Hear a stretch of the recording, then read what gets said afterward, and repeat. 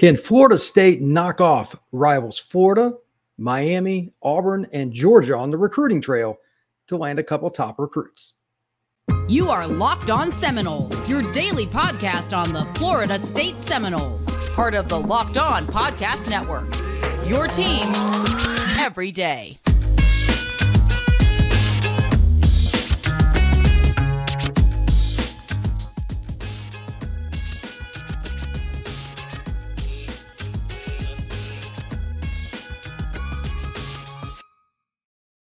Welcome back into a recruiting edition on a Sunday for the Florida State Seminoles. This is your host, Brian Smith with Locked On Seminoles.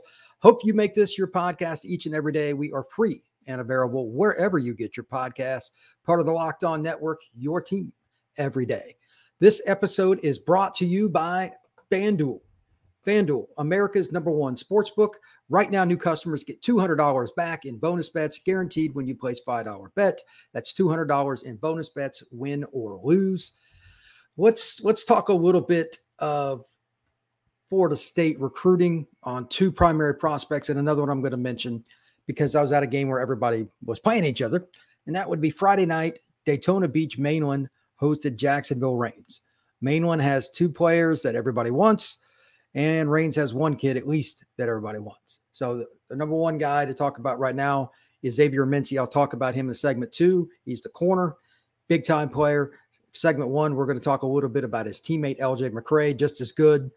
Another player that, quite frankly, is incredibly high on the upside board because he's just started focusing on D-line, and he is a massive young man. So here are the measurables. First off, for McCray.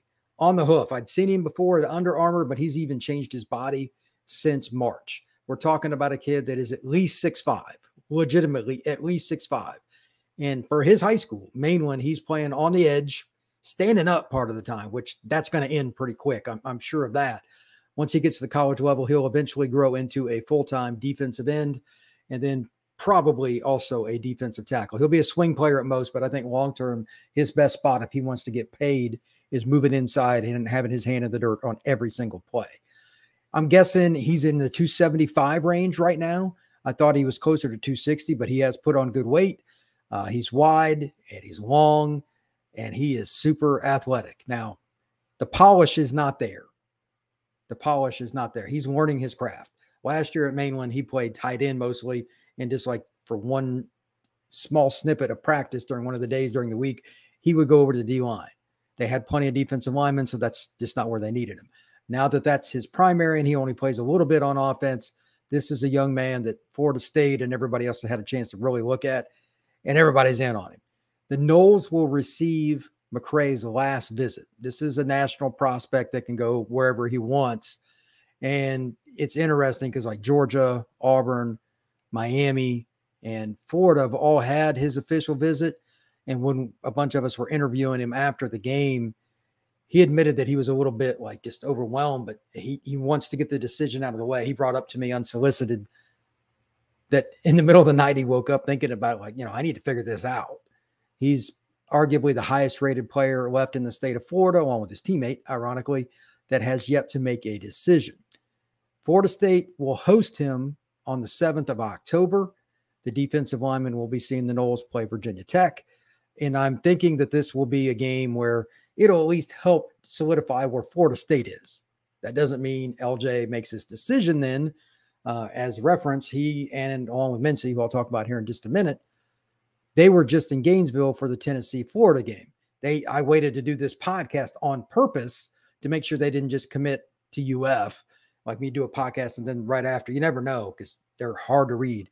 And they didn't. So now I waited a little while, haven't heard anything. So I went ahead with the podcast. But it's interesting that he still has one visit left. It just the way it worked out. I asked him about it. He said Florida State wanted the last visit and he had a family obligation on the other weekend. He could have taken the Florida State visit this past summer in June. So it just worked out on both ends. Now he gets to see Florida State in person, kind of complete the process. But he did say he would like to see other schools again too, just to kind of be sure. He thinks that he'll make his decision in late October.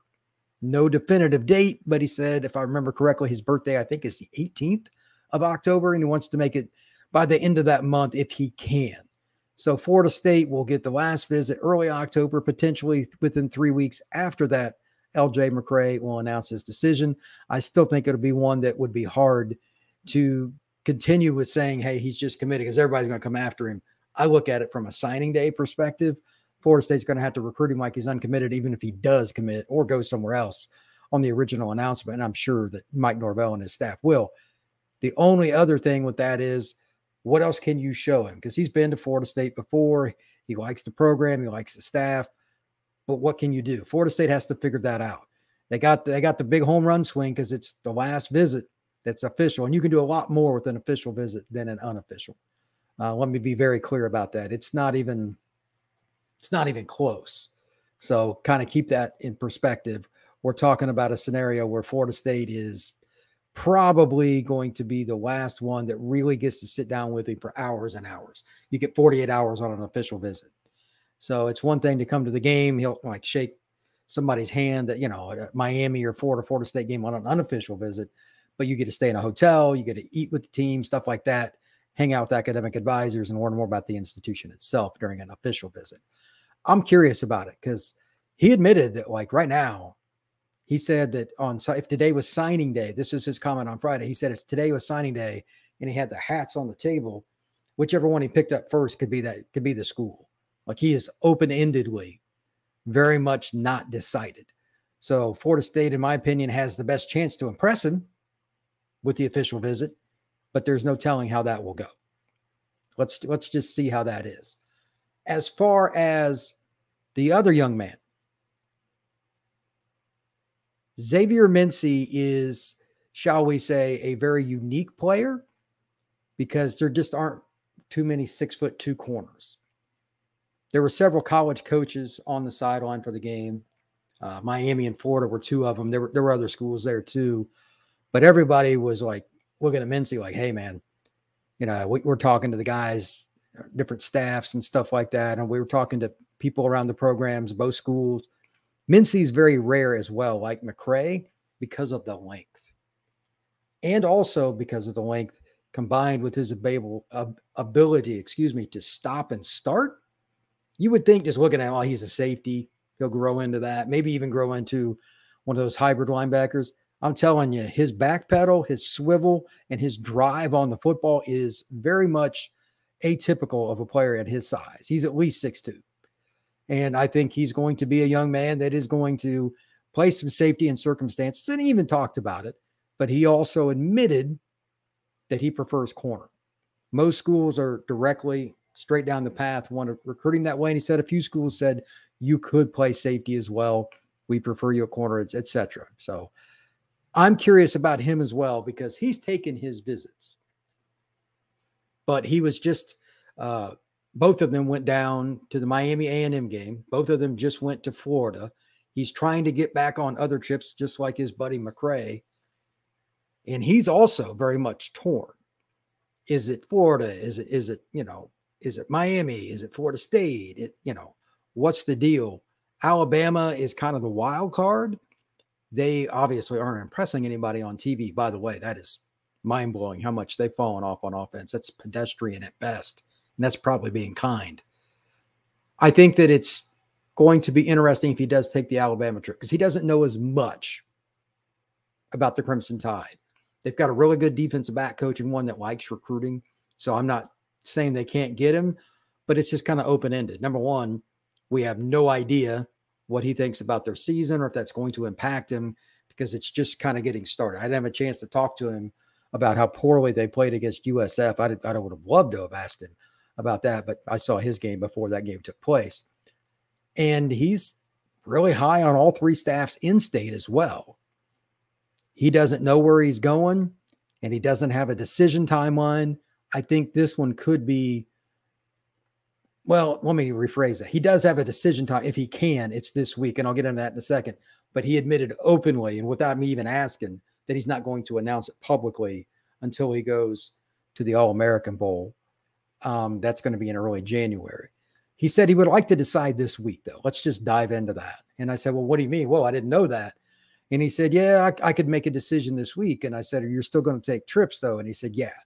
So he's basically admitting he's going to make some kind of decision most likely in the next 7 days, give or take. Yeah, it could be a little longer, but he isn't going to announce it to me or anybody else for that matter within the media, etc. He's just going to call the school. Hey, I've got a spot at your institution. Then he's going to announce just for the publicity at that game. It's interesting because like his teammate McCray, Mincey is a young man that's going to get a million calls anyway. I don't know which one it's going to be, but I think that there's a pretty good chance that you're going to see at least 1 or 2 more visits to in-state schools. Florida State obviously needs to be one of those if they get him. He doesn't give any hints, like he doesn't really want to float one way or the other on like what he's trying to do. I got the sense that Florida State was really high on his board, but it's not like it's overwhelming. I even asked him about it, and he said it's like they're really all really close. It's not anything demonstrative any one way, because I asked him to clarify. So I hope that he gets his decision done pretty soon, and quite honestly, LJ as well, because that way not only do I have to try to track it down, but it'll help clear up what Florida State does if they're going to take any more DBs or if they're going to try and take another player, et cetera, at another spot, how many scholarships you have. There's all kinds of things that go into it when you're waiting on one key prospect. And in this case, too, it's really ironic that arguably the 2 best players uncommitted in the state of Florida for the class of 24 are both from the same high school in Daytona Beach, Mainland. Why that is, I'm not sure. Maybe just kind of random, but great kids. Really did a great job in their interviews, and I enjoyed speaking with them. And man, can they both play. So one last note for Raines, a player that Florida State has hosted and is ardently recruiting is Solomon Thomas. He's a big-time player, offensive lineman. He is a dude. He was obviously matched up for part of the game against LJ. Florida State's going to be in with him. Just know the name. I didn't even try to interview him. I just had some small talk with him. No big deal. That guy is a dude. He is going to be a big-time player, probably a 5-star or borderline 5-star for just about every service in the class of 25. So once again, Florida State, they're trying to close the deal. They got a chance at both of them. Nobody really knows. And again, we went into detail with all these kids, Georgia, Florida State, Auburn, Alabama, Miami, all kinds of the big-time programs going after these players. Florida State's right there. And if they want to continue to, as they say, Florida State to rise up, to climb, whatever you want to go with, this is how you do it. Florida State traditionally always did really well. Not just good, really well with these kind of recruitments. Bowden won more 50-50 recruitments than any coach I've ever seen. To be honest, I'm not sure it's all that close. You could make an argument with Saban in the last 10, 12 years, but it's just not as long a period of time. Bowden started doing that from like 82, 83 on. When they started like those mid-80 teams that were pretty good, he won some battles against UF, against Miami, against Alabama, etc. Just for those mid-80 teams that started to be good to kind of get there. Then by the time the 88 and 89 teams, which were both, top 10 teams, that was just the norm. And they did it for like 15, 16 years. It's longer than anything I've seen with just constantly winning in-state Florida battles against their rivals. So Norvell and his staff are there. Now what happens? There's a couple other guys they're going to try to recruit, but it's fascinating to me with the in-state recruiting, and that's one of the reasons I live here. There's nothing like the in-state schools battling each other because they're very similar in terms of how they play defense, most of them anyway, because there's so many athletes, they can just play a straightforward 4-3 defense and get after it. That's what all 3 of them usually do for the most part. So these are the kind of guys that change games, though. Florida State is right there, and then they're on that cusp of having a top 3 class. If you want to have a top 3 class, for instance, you got these 2 guys, it'd be hard for them not to have a top 3 class. That's one other way to look at it. Even if they just got, and it doesn't matter which one, Mincey or McCray, they would have a very good chance at that because they're probably going to add 1 or 2 other kids unless Norvell and his staff just decide to go portal, which you don't know who all is going to be in it yet. So that's kind of risky. I would imagine they would probably rather get the high school players more often than not, especially high-end kids like McCray and Mincey. The only other thing that I can think of to add is we're going to be talking a lot about Clemson this week. Obviously a very unique situation coming off a poor performance at BC, but they found a way to escape. We're going to mix in some recruiting, But this week's going to be very heavy because the opponent is a special one. Obviously, Florida State needs to step on the gas a little bit and be more consistent. Everybody have a great day. Thank you very much.